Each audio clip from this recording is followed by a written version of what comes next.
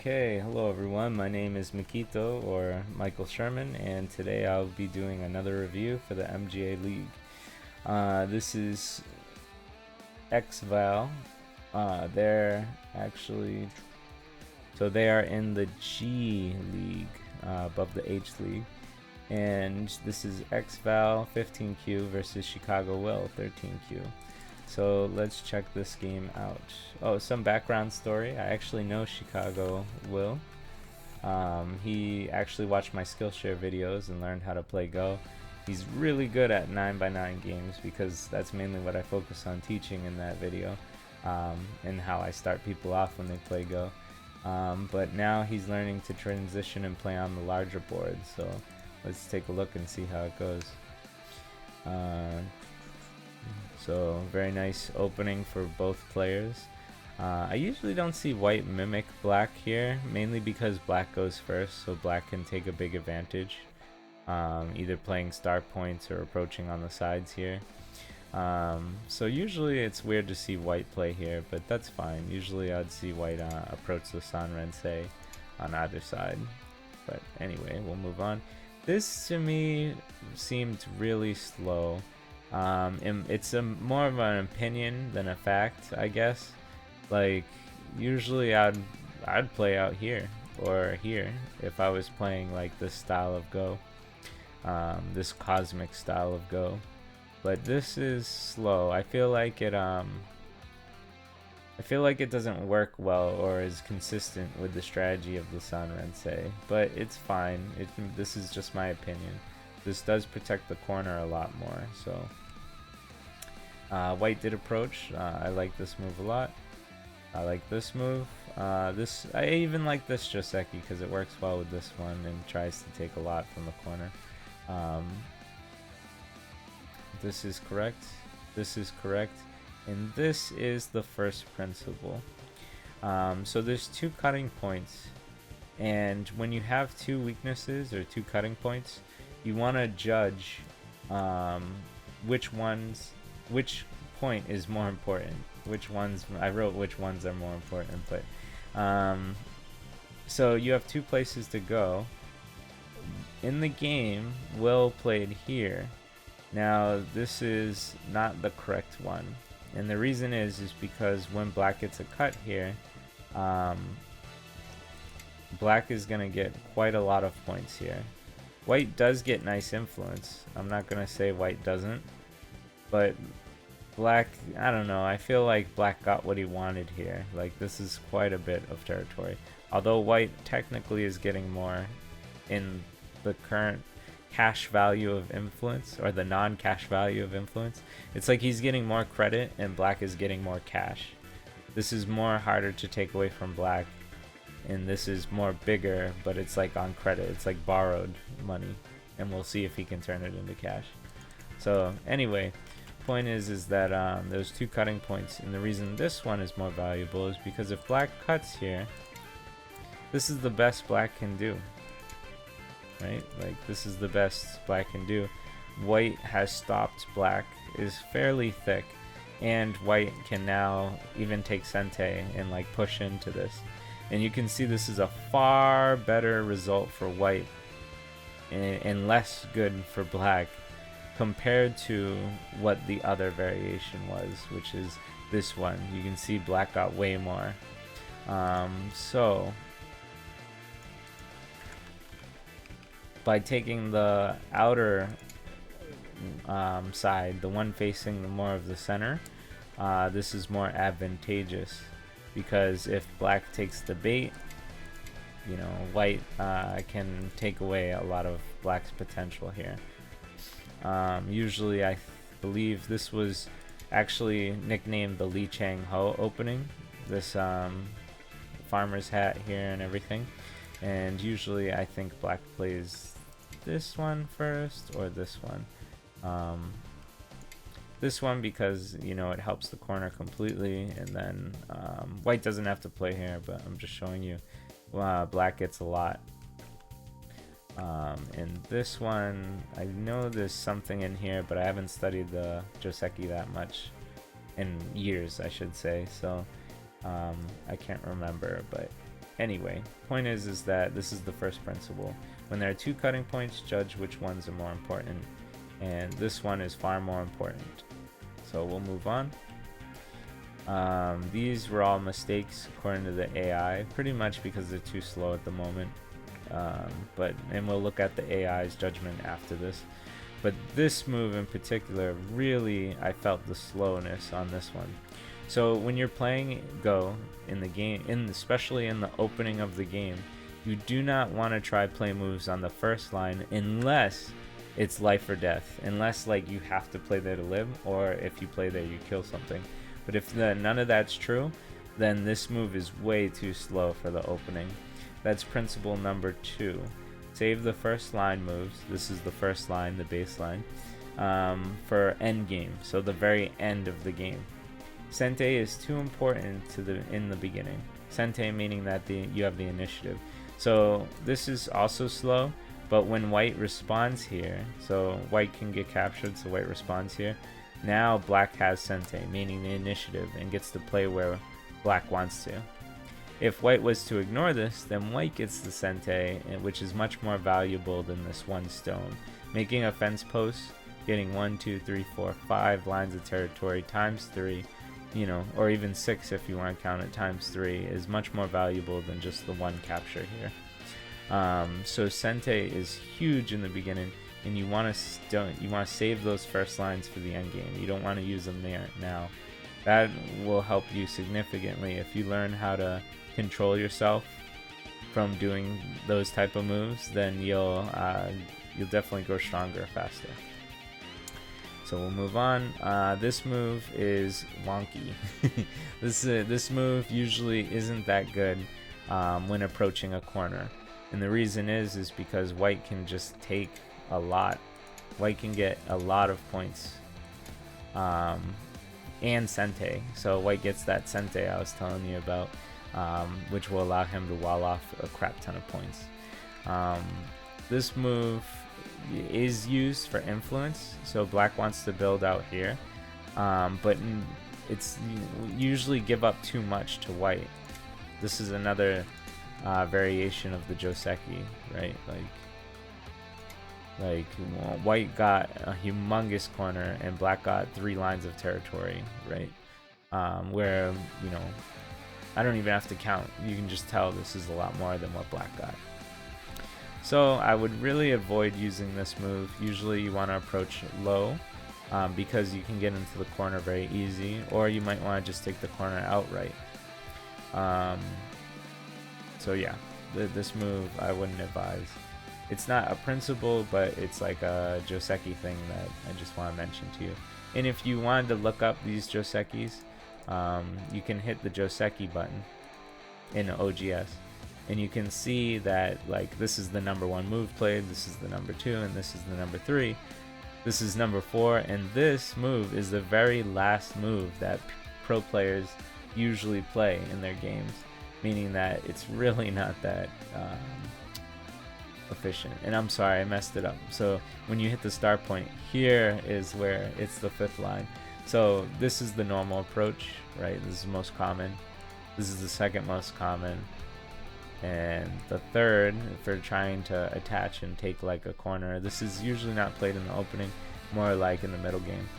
But this move, you can see, is not highly recommended. It's the 5th move, fifth move out of 6. So it's really not a good ranking to be. And you can look up these Josekis if you want to see how to like handle this properly. So anyway, we'll move on. This move was a mistake. So when somebody approaches their corner, it's usually a good time to respond, because when your opponent gets 2 moves on one corner, the corner probably still will live and be yours, but black gets a big advantage on the outside. So it's usually not good to give your opponent 2 approach moves. So I would have responded either here or here. And if you saw in the Joseki tab, there's like 4 other ways to respond, so you can feel free to look those up. Okay, So, this was the wrong time. It gave black a move that, you know, in my opinion, is advantageous. The AI says, like, this isn't really that great of a move, but I still feel it is. In this game, it led to complications, a lot of complications. So, black Hanade, white attached, and then black Hanade. Now, normally, this led to some complications and a new principle. So when you played A here, it's not a normal move because this stone is already really damaged, and now it's black's Sente, black's move. It's black's turn. So normally what you'd want to do here is pull back. It's the pullback Tetsuji, which allows you to stay connected to your stone. This is a very strong group, and this is a weakness, so technically it's not a strong group yet. Well, black has to spend a move in order to make it strong, and then white can you know, once again, either just take the corner outright, or he can bait black to get out. So this would be like really nice for white.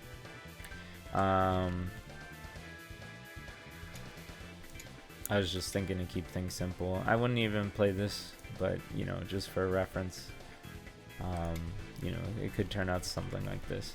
But white would get to keep his corner, and then black would get influence, like a lot of influence. And that's because black got 2 moves on this one stone. Still though, this is the better move to play than this one. This one led to some really bad complications. This move was also a problem, so this will lead to the last principle, which is don't waste opportunities to disconnect your opponent. If you have a chance to divide your opponent, then you have a chance to conquer. Here, if black played here, this Atari leads to this split. And this is what I nicknamed, I've heard it before from somebody else, but I don't know where, the Romeo-Juliet split. Think of Romeo and Juliet, 2 star-crossed lovers separated, never to be apart, together again. And so this is a very, very good shape for black.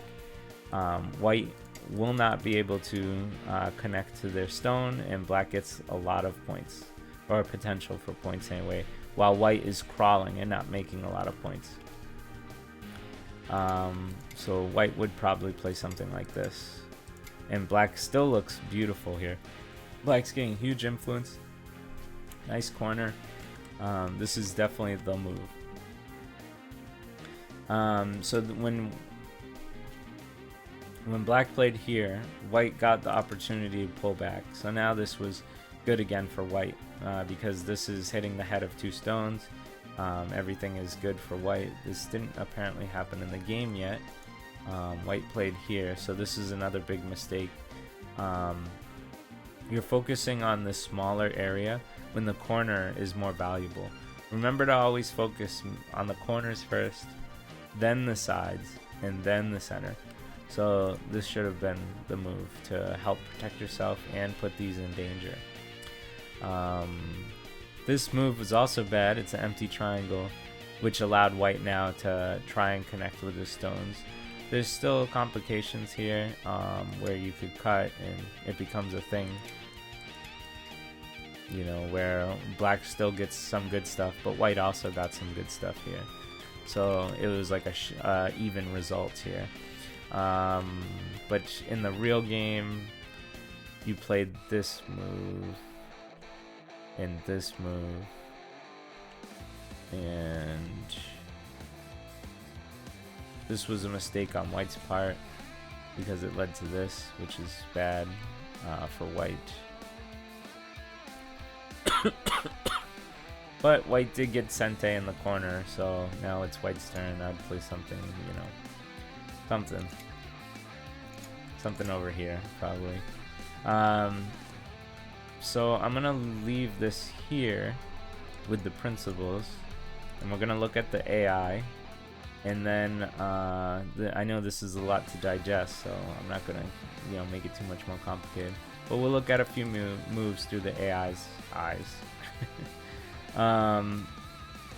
So So this was a few moves back here, but this move was considered bad for black because now black can fix his weakness here. Black should have cut. I think we talked about this cut in my review, and you can see that it creates 2 weak groups for white, and also 2 weak groups for black. So it's a fight. It's definitely a fight. Looking at white's score, it says white still has some advantage here, but I would like this as black because I don't think my opponents are as good as the AI, and I feel like this cut would lead to a really good result on one side or the other. We'll move on. Let's see. So this is what I was telling you about.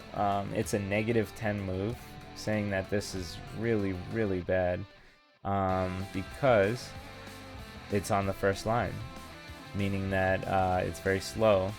And this move, they put a little sad face on it because it can get cut off and it would be really bad. Black responded, so it gave white a chance to save these stones. That's why it has the happy face. And then white lost Sente here, so it's back to the sad face. And black leading with 5 points and a -9 point move. Yeah, that's pretty bad. So what we want to learn from this is not to play on the first line if you don't have to, and focus on bigger moves in the game. Don't focus on small moves. You know, go for big fence posts. So let's move on. This, as I said, was a wonky move, aka I think it's a bad move, and the computer agrees that it just wasn't that good. This move was also bad. Mainly, the way I want to describe it is that this is a fairly strong group, but it still has a weakness that needs to be addressed, and that's what the computer wants. It wants you to address this weakness. So playing this move here, you know, doesn't help this weakness. And also, in my opinion, I think it's, even though the black says, because this is so valuable, that says this is a bad move, but I don't think this is a bad move. I think it really hurts this corner and does pretty well for black. It says this, unfortunately the AI is just gonna harp on this cut, so like everything's gonna be a bad move essentially. I don't think this is a bad move. I do think this was a bad move though, and it's a -6 move, so that's a big deal. Remember the pullback Tetsuji, and then it focuses on this cut.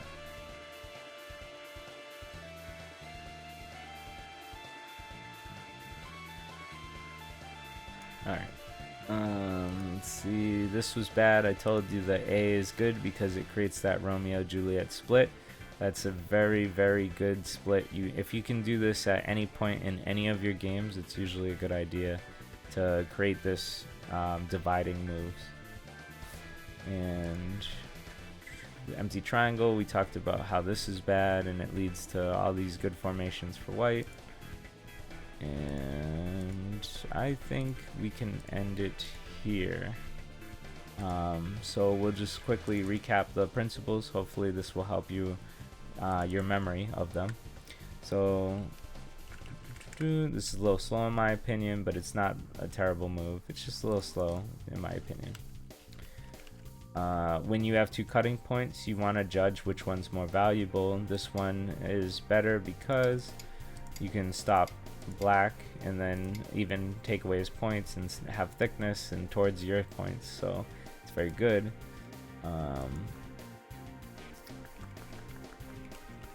And this move, you really don't want to play on the first line in the opening, too slow. This is a wonky move. It's not really a principle, but it's usually a disadvantageous move when it comes to Joseki. And this. So normally when you have a stone here and you attach under, it's very good for making territory, but you need to finish it by doing the pullback Tetsuji. So now it's very hard for these stones to be disconnected, right? So stay connected. And that's it. I'll end it. Oh, there's one more. Don't waste opportunities. This was the Romeo Juliet split. So you can Atari, and then you can split. It's very good. Okay, guys, I'm gonna end it here. This is a lot to digest. Really important principles that help you become a higher level Q player, or a lower level Q player, I should say, in the single digits. So that's my goal, to help you guys, and I hope this helped and you enjoyed the review. Thank you.